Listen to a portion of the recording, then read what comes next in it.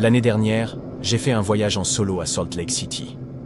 Je n'avais jamais vraiment eu l'occasion de partir en vacances auparavant. Et quand c'était le cas, c'était toujours avec ma famille. C'était la première fois que je pouvais enfin profiter d'un séjour seul. Je sais que ça peut paraître étrange, mais être seul ne me dérange pas. Surtout que ça ne m'arrivait jamais. Bref, j'ai regardé les hôtels et les Airbnb dans la région. À ma surprise, les Airbnb étaient bien plus agréables et moins chers. Cependant, les moins coûteux étaient un peu éloignés du centre-ville. Comme j'avais ma propre voiture, ça ne me dérangeait pas de faire un peu de route.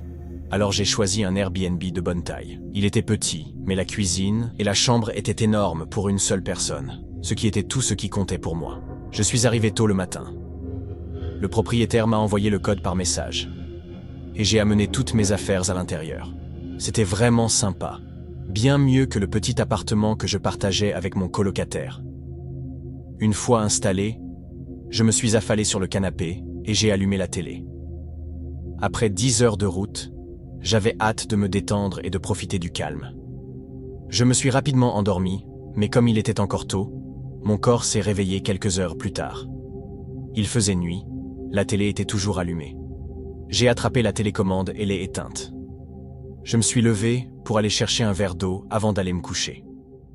En traversant le salon vers la cuisine, j'ai senti un courant d'air froid me frôler.